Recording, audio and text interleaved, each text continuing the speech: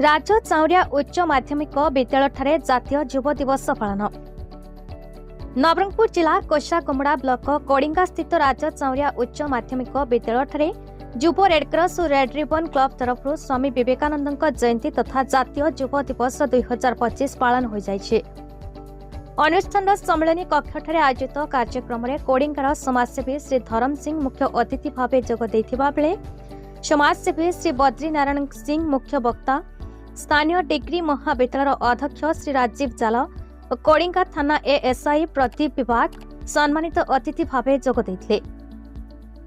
अनुष्ठान अध्यक्षा श्रीमती अमिता राय पौरोहित्य आयोजित कार्यक्रम में जिला युव रेडक्रॉस संयोजक तथा अनुष्ठान रेडक्रॉस अधिकारी श्री अखिल कुमार भट्ट मंच परिचालना करथिले। उक्त कार्यक्रम में उपस्थित अतिथि माने युवशक्ति हेउचंती राष्ट्रर शक्ति एवं युव समाज उत्सर्गीकृत मनोभाव आंतरिकता दायित्ववान होई कार्य कले देश को उन्नतिर चरम शिखर पहुंचाई स्वामीजी स्वप्न और संकल्प पूरण हो पारिबो बोली मत प्रकाश करथिले। एही अवसर में किराणी सीमांचल पट्टनायक को अनुष्ठान प्रति थिबा सेवा और सम्मान पाई अतिथि मानक द्वारा संबर्धित करा जायथिला। पूर्व आयोजित प्रबंध वितर्क चित्रांकन संगीत प्रतियोगिता रे कृति प्रतियोगी मानक मंचासीन अतिथि माने सर्टिफिकेट और पुरस्कार प्रदान करथिले।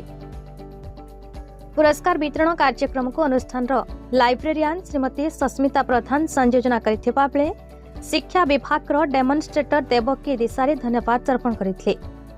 उक्त कार्यक्रम में अनुष्ठान समस्त अध्यापक कर्मचारी छात्र छात्री स्वेच्छासेवी जोग देथिले।